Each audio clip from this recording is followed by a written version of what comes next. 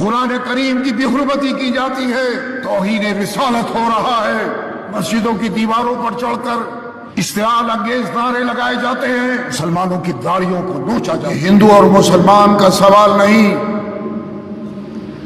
یہ وطن عزیز کی عزت، بقا اور سلامتی کا سوال ہے، بلکہ یہ تمام عقائد، مذاہب، تہذیب و تمدن کا مشترکہ عالمی مرکز اور گہوارہ ہے۔ اس چمن میں سب ایک دوسرے سے کئی مدوں میں بنیادی اختلافات کے باوجود سب ایک اکائی کی طرح صدیوں سے رہتے چلے آ رہے ہیں۔ اب ایسا کیا ہو گیا کہ اقلیت کی، مسلمانوں کی ہر چیز جرم بن گئی اور اکثریت کا غلط بھی صحیح ہو گیا۔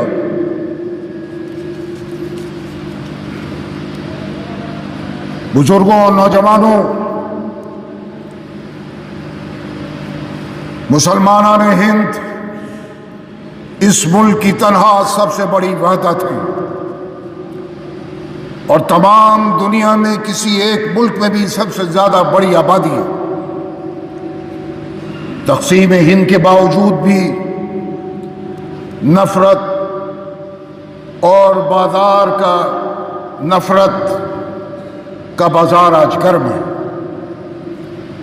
اس سے پہلے گائز اگر ویڈیو پسند آئے تو لائک اینڈ آپ نے اور ہم نے کبھی ایسا نہیں دیکھا تھا۔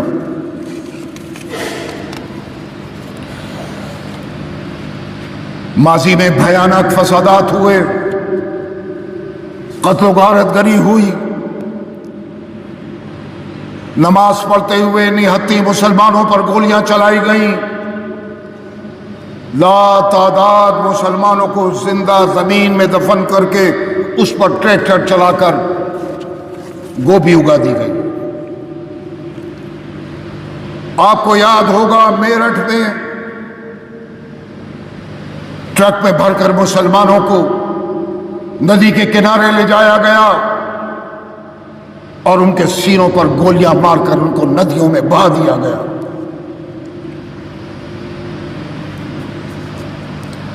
ہزاروں سکھوں کا قتل عام ہوا، لاکھوں معصوم جانیں تقسیم وطن کی ذمہ دار ہوئیں، مگر اس وقت بھی نفرت کا زہر ملک میں نہیں پھیلا۔ ایک وقتی طور سے حالات خراب ہوئے، لیکن اور ہندو اور مسلمانوں کے درمیان جو آج نفرت ہے، وہ نفرت اس وقت اتنی نہیں پھیلی تھی۔ آسام میں نیلی کا بھیانک فساد آپ کو یاد ہوگا۔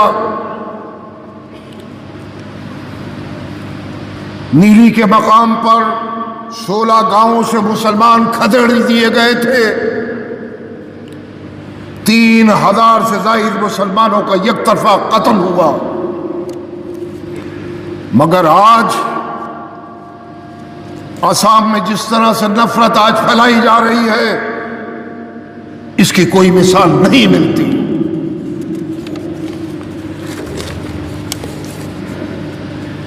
مسلمانوں کو بیوقوف بنانے کے لیے کمیشن بنائے گئے، لبرہن کمیشن بنا، گوپال کمیشن بنا، شری کرشنا کمیشن بنا، اس کے علاوہ بھی مختلف کمیٹیاں بنی، مختلف کمیشن بنے۔ مسلمانوں کو ڈرا ڈرا کر ووٹ حاصل کیے گئے، اقتدار حاصل کیا، لیکن ناانصافی، محرومی اس ملک میں مسلمانوں کے مقدر بنا دیے گئے۔ آزادی کے بعد وہ تمام تحفظات جو اس ملک میں مسلمانوں کو ملنا چاہیے تھے وہ نہیں ملے۔ ان تحفظات سے ایک سازش کے تحت مسلمانوں کو اس ملک میں محروم رکھا گیا۔ اس ملک کے مسلمانوں کا ہمارا کیا گناہ ہے کہ مسجدوں کی دیواروں پر چڑھ کر اشتعال انگیز نعرے لگائے جاتے ہیں، مسلمانوں کی داڑھیوں کو نوچا جاتا ہے، ٹرین میں سفر کے دوران مسلمانوں کو پولیس کے ذریعے قتل کیا جاتا ہے، قرآن کریم کی بے حرمتی کی جاتی ہے، توہین رسالت ہو رہا ہے، وقف ترمیمی بل کے ذریعے مسلمانوں کو پریشانی میں مبتلا کیا جا رہا ہے، دھرم سنسد کے ذریعے مسلمانوں کو قتل کرنے کی اس ملک پہ دھمکیاں دی جا رہی ہیں، قبرستانوں، مزارات اور خانقاہوں کی بے حرمتی، ہجومی تشدد، مسلمانوں کو پکڑا اور اس کے بعد چاقوؤں سے گود دیا گیا اور گودا جا رہا ہے۔ ذرا سا احتجاج ہوا، ذرا سا احتجاج کیا گیا، عدالتی حکم کے بغیر شہروں شہروں بلڈوزروں سے ان کے مکانات کو منہدم کیا جا رہا ہے۔ برسر اقتدار جماعت کا مسلم نمائندگی سے مکمل خالی رہنا یہ بھی ستم ظریفی، بے جا زبان درازی کر کے مسلمانوں کو خوف و ہراس میں مبتلا کیا جا رہا ہے۔ اتنا ہی نہیں بلکہ بنگال میں اگر ایک ہندو بیٹی کا ریپ ہوتا ہے تو پورا ملک سڑکوں پر آ جاتا ہے، آوازیں اٹھتی ہیں، اور وہی ظلم جب اتراکھنڈ میں ایک مسلم بیٹی پر ہو تو ہر سو خاموشی چھا جاتی ہے۔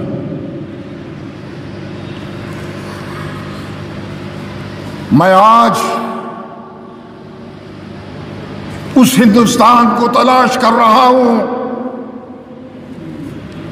جس کا خواب ہم نے اور ہمارے بزرگوں نے ماضی میں دیکھا تھا۔ وقف ترمیمی بل آیا، وقف شریعت کا حصہ ہے۔ ہندوستان کے مسلمانوں نے اپنی جائیدادیں، اپنے مکانات وقف کیے، کسی نے وقف اللہ کیا، اللہ کے نام پر وقف کیا، کسی نے یتیموں کے لیے وقف کیا، کسی نے کسی ادارے کے لیے وقف کیا۔ اس کو محفوظ رکھنا، ان دستاویزات کو محفوظ رکھنا یہ عام مسلمانوں کا کام نہیں ہے، نہ تھا۔ یہ کام اوقاف کا تھا، وقف کا تھا کہ ان تمام دستاویزات کو محفوظ رکھتے اور ان جائیدادوں کو محفوظ رکھتے جو ہندوستان کے مسلمانوں نے اس ملک میں وقف کی اور وقف کے سپرد کی۔ آج اس کی سزا ہندوستان کے مسلمانوں کو کیوں مل رہی ہے؟ وقف ترمیمی بل لا کر مختلف ریاستوں میں، مختلف اسٹیٹ میں جو اوقاف ہیں وہ مسلمانوں نے نہیں بنائے، وہ اسٹیٹ گورنمنٹس نے بنائے۔